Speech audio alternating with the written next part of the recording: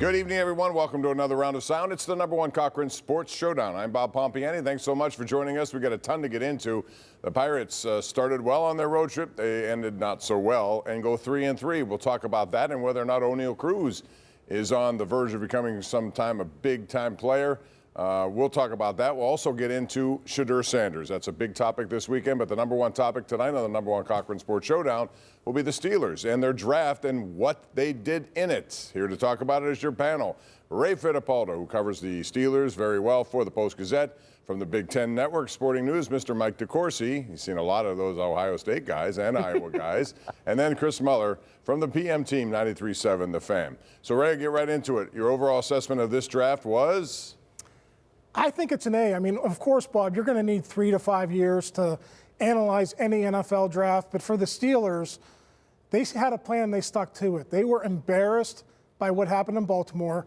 They wanted to address their physicality, and they did that. They doubled down on defensive linemen, one in the first, one in the fifth. Jack Sawyer is a good pick. He could set the edge. Overall, I like it. But, you know, they still don't have a quarterback. They're going to wait till 26, obviously. But overall, I think it was a good draft for the Steelers. Waiting to 26 was the right plan. Yeah. That's where the quarterbacks are. They certainly weren't here in 2025. And we saw the Steelers try to do that 3 years back with Kenny Pickett. It didn't work out for them. There was no question that they needed the defensive line help. It fell about as well as it could fall for them with Harmon getting to them. I did not like the idea of them selecting Walter Nolan if they had a choice and they didn't have to make that choice. He was off the board. Grant was off the board. So they went with the guy who fits really well into what they do. Harmon was my preferred pick in the first round, so it's always good when if you're any individual sitting there and they get the guy that you wanted them to get. I want to be clever and say I give it an A for Andy Weidel because it has his fingerprints all over it. It's a trenches draft, especially on defense. That's how he helped build the Eagles. Last 3 years have been almost trench-related, right? I do think that there is an obvious tactic here, and it's Andy influencing Mike, influencing Omar, and probably Art to a degree, and saying, look across the state, that's the gold standard. This is how they like to build. Obviously, they don't wheel and deal the way Roseman does. However, I can only give it like a B+, so I'll go B+ for bully for the same reasons, because they are trying to bully teams. And I will say this, I do think the NFL, we all know it's cyclical, it's not for long, and styles change. Well, defenses, if you look at them around the league, are getting lighter and lighter to try to stop faster offenses and jet motion. But there's going to be a correction back. I think you saw it, too, with like 10 or 11 running backs who are like top 100 rated players. Right. There's going to be a correction back to get a bunch of real big dudes on both sides of the ball and try to beat teams' brains in. And I do think the Steelers might be, as much as I am loath to give them credit, guys, for this kind of thing, forward thinking, I do think they might be on the correct side of the wave here a little bit with their strategy. Steelers did not have a #2 pick, although when you analyze this, you'd have to say, well, their #2 pick was an all-pro receiver, which was great for them. But are you surprised, Ray, that George Pickens is still here? And do you think he will be here throughout the course of this season? Yes, and I think they're going to wait until November. I think the trade deadline is a week after Halloween. Yep. So listen, if they're 4-7 at that point and you can get a second or third round pick, I think they will do it at that point. But I think they want to give Cam Hayward and TJ Watt in this core a chance to win. And if Aaron Rodgers is here, it makes sense for them to do that. Now, they'll recoup a compensatory pick for Pickens if he walks in free agency. But I think they want to give this team one more chance to win. Cam Hayward is turning 36 in May. TJ Watt's going to turn 31 during the season. This might be, the window might be closing on this core, and I think they want to give him one more shot. You're only going to get, you're going to get a third round pick or so. If you get something in a trade for him, it's probably going to be at best a second.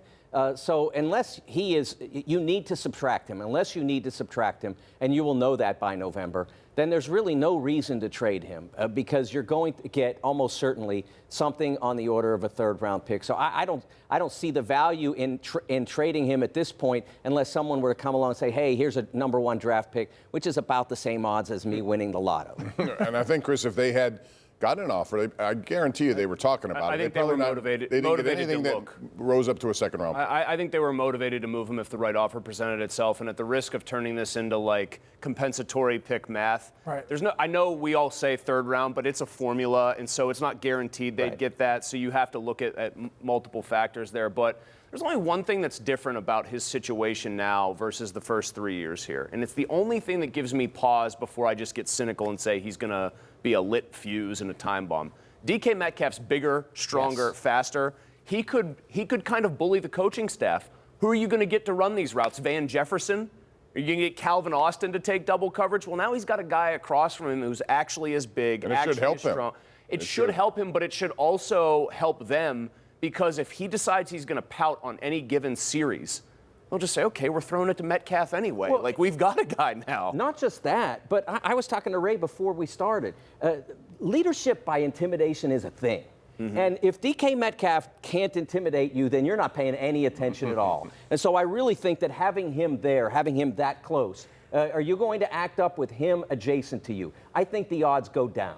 I would agree with that. But I would also say that if you want to look at it positively, man, if they do get Rodgers and there's anything left in that tank and they have a system that works, and suddenly George realizes my 8 targets a game are high-quality targets where if I catch 6 of them, I'm going to have $110, I think that's a motivating factor for him or anyone. It should be money, money, money. That's what motivates him. He has a year left. He can really impress. Real quick, I have a minute left about Will Howard. Upside. I know, Mike, you've watched him play quite a bit at Ohio State, but what's the upside for Will Howard? I think if he could be the next Mason Rudolph, Mason's in year 7, he's not going to be that guy forever. If he can turn into that, a quality backup quarterback, I think it was a good move. Yeah, he had a great playoff. I mean, almost a legendary playoff. Of course, it was the first ever like it, but he was phenomenal and play against great competition. He's a really big, solid guy, not the greatest athlete, good, solid arm. I think that, like what Ray said, good, solid backup with the chance, if everything works right, maybe it's better than that. Ray, I owe you and all the other beat writers that thought he was a likely pick an apology. Pony and I both, I think, heard the same thing that made us think it was a non-factor, but obviously they liked him. I actually think, Mike, he's a little bit better athlete than you might give him credit for, mainly because he's 6'4", 235, and like in the running game, they called design runs for him. I like the arm, but I think his ceiling is high-level backup, which you take a guy in the 6th round. Yeah, that's pretty good. That's not just fine, that's good. A lot of quarterbacks were making news. The biggest one was Sherrod Sanders. He ends up in Cleveland, of all places, where they have 4 other quarterbacks. We'll talk about what happened in that department coming up next right here on the #1 Cochran Sports Showdown. By far the biggest story of this draft was Sherrod Sanders and the fact that he did not go 2 overall like some people had predicted. Way back at the beginning of this process, he drops to the 5th round, and there are a lot of reasons why. Mike Decourcy, what is your reason? Why do you think he dropped to the 5th round when no one saw that coming at all? Well, I think it starts with the fact that as a quarterback, if you're going to be a first rounder, you have to have a significant arm. We've seen this now. You look at the better quarterbacks in the league, every single one of the elite guys has a gun for a right arm or a left arm. I think it's all right arms now. But all those guys are fantastic passers with great arms. And so how do you expect a guy who has an average arm to supersede everybody else? It just doesn't happen anymore. Yeah, it happened with Tom Brady. It happened with Drew Brees. It happened with Bart Starr 50 years ago. Guys my age remember him. But it's just not the thing anymore. So why would you think he's a first-round pick? Many people did, though. I know, but I don't. That's what I don't understand. Okay, so maybe if he's a Lamar Jackson level athlete, but he's not. He's not really even a Jackson Dart level athlete. So that's what didn't make any sense. But once you get past that, Mick Cronin, the basketball coach at UCLA, once told me you have to be better than your problems. And I don't think that Sherrod was better than his problems. That pretty much sums it up. I mean, you say like people were speculating that he might go number 2 in the draft. Does that person's name rhyme with like Freon Landers? Because I can't think of anybody else other than his father who might have thought he was going to go number 2 overall. Well, I'm talking about way back at the beginning of No, this that's process. what I mean. He was the one saying, oh, yeah, well, wait, yeah, my kid will go number 2 and Travis Hunter should go number 1. But the thing for me is, Mike said you have to have a rocket arm. You pretty much do. 2 is the only guy I can think of who was a first-round pick who was like an average arm, but like he knew his system. You really have to have an elite trait. Lamar as a runner.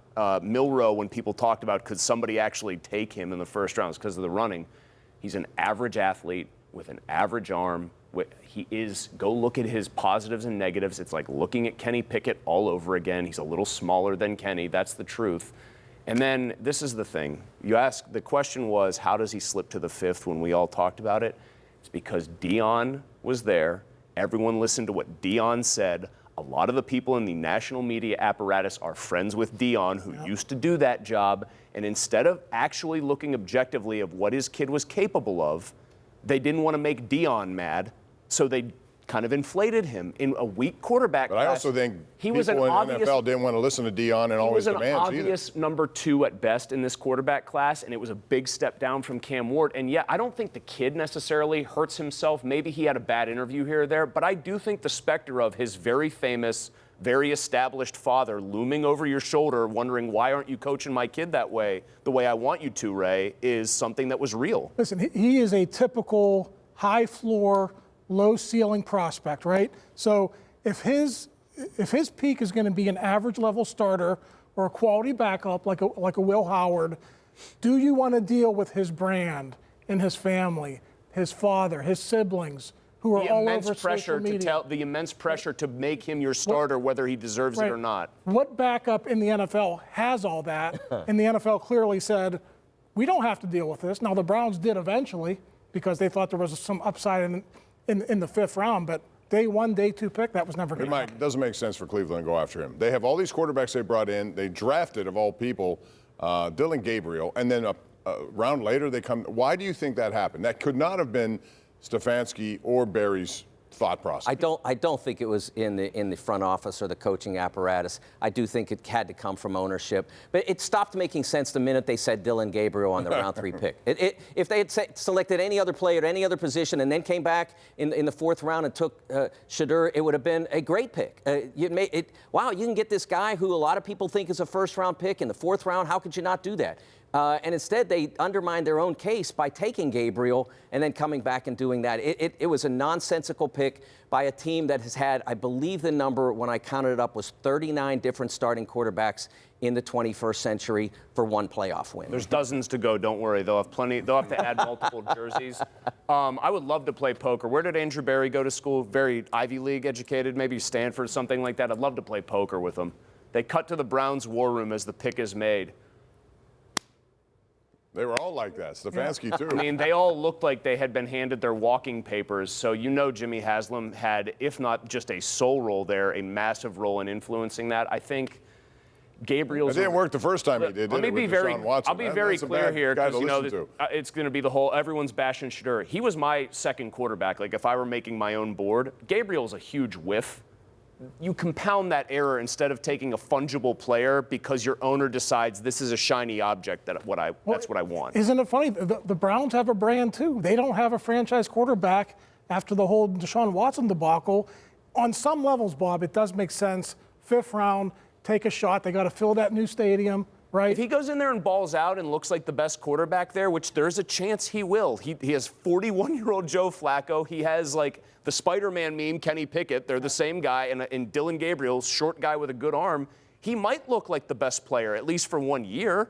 And then they're going to put fannies in the seats because there's a curiosity factor if that were to happen. All right, 10 seconds. Who's the Browns starting quarterback on opening day for them? Joe Flacco. That's what my answer was. Flacco. Joe Flacco. Yeah. All of this for that. So this is what the Browns offseason is all about. A little later, we're going to talk about Quinn Eers. He had to make a decision, and it looks like the bad one. We'll get into that. But next, we're talking about the Pirates and their 3-3 road trip. What started out so promising ends not so much.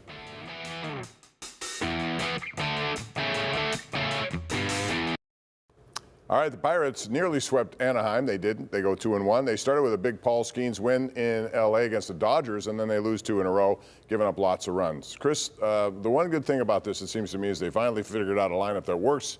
They should stick to it. ONeal Cruz, is he a budding superstar? Have we started to see what I think many of us thought we would see eventually? Well, you don't care as much about the occasional adventures in center field, which I still put equally on them for just slapping him out there and kind of hoping it would work when he's playing offensively the way he is. And I look at 2 numbers. The strikeouts only 28, the walks 15. Yeah, you go look at the ratios. When a guy like that starts spitting on pitches that pitchers want him to swing at, and sometimes doesn't even give them a chance to throw one of those by just hitting the first pitch he sees over the fence. Yes, I think you're starting to see at 26 years old a very, very scary athlete figure out the finer points of hitting.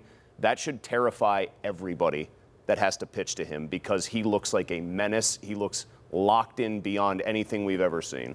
I actually saw him play in AAA when we were living in Indianapolis, and he was a long way from where he is right now. He's doing a great job at the plate, and it's great to see.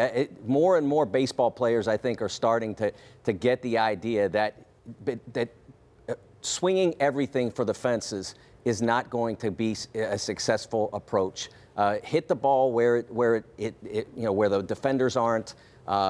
Do that more often and you'll have success. And I think Cruz walking more, striking out less is a huge positive for him and for the Pirates. I don't think they have to feel too bad about the weekend. Not many situations where they're going to have an advantage against the Dodgers. Certainly when you only have one Skeens at this point, some of your other pitchers are not healthy. I think to be able to go out to LA and get a 500 sweep, not a bad result for them. Yeah, listen, ONeal Cruz, I think it was the Anaheim game, they showed it on the broadcast.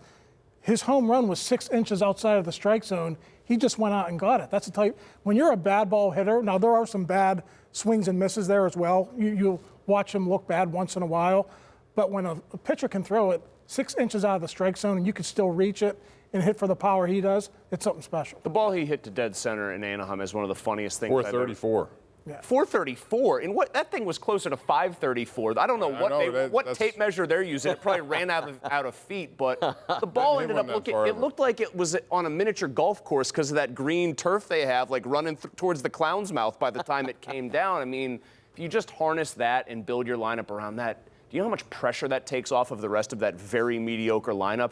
It's like basically just be average. Right. To the like two of those guys need to be above average, and the rest of them can just be whatever because that's all you need. All right, real quick. Again, minute left. They come home to play the Cubs, top team in their division, and the Padres, one of the best teams in baseball. They're 11-18, Ray. I know it's early to say this, but how critical is this next week for them, especially at home? Yeah, listen, if you go under 500 in this homestand, I think ownership is going to have to take a look. Do they want to make a change? Now, is that change the GM, the manager, or both? That's, to me, that's the big question right now. You can't dig too big a hole at this point. 11-18 it's still early. It's only April, but you don't want to keep digging when the rest of the division is there. I mean, you're not that far behind. I still think that this was like a brief flirtation with competent baseball out on the West Coast, and I think it could have gotten Shelton fired had they gone 1-5 or 0-6. This just felt like a stay of execution for them, and I got a bad feeling that there's still, beyond Skeens and Cruz, just not enough there. Yeah, and this week, again, two good teams, and they could fall farther back. It's important for them. We're going to take a break. When we come back, we'll talk about Quinn Eers, who decided to go to the NFL draft. Was it the right decision for him? That's next. It's a new era of football, and that means college kids have choices to make, not just go to the pro as fast as you can. You may want to hang around and make more money in college. So was the case with Quinn Eers. Ray, I want to ask you this. He had a transfer offer. Reportedly, an unnamed school was willing to pay him $8 million to go from Texas to wherever that school was. He had that choice. He could have stayed in college for one more year. He chose to go to the pros, right or wrong?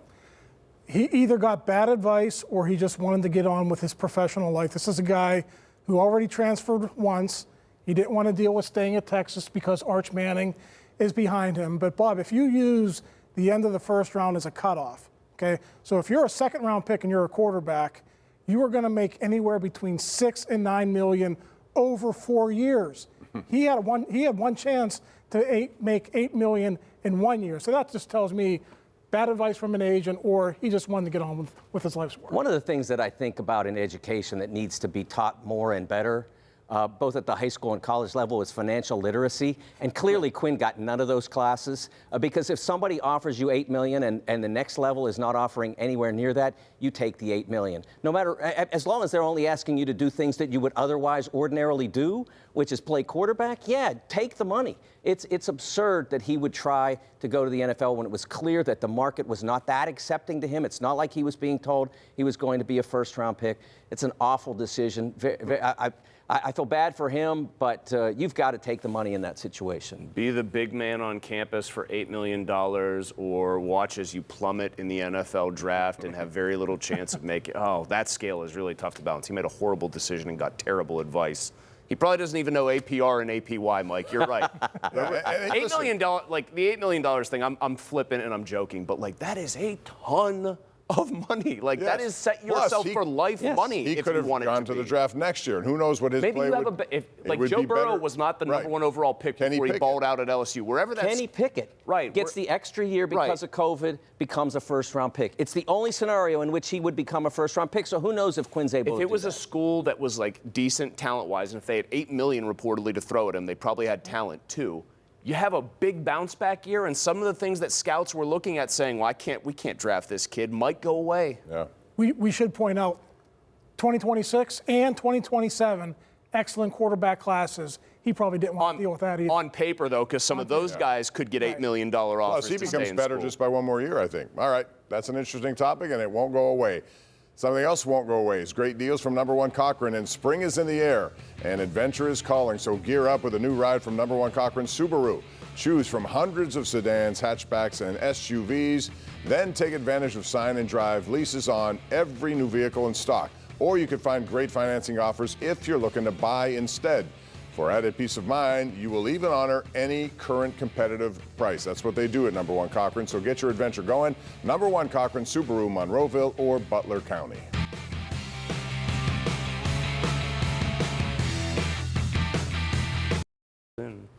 All right, it's been fun. We are done. Thank you very much for joining us, and our thanks to Chris Mueller, Mike Decourcy, and Ray Fittipaldo. Remember, we do this show every single Sunday night, 11:35 or thereabouts. Thank you for watching tonight, and we'll see you again next week right here on the number 1 Cochran Sports Showdown.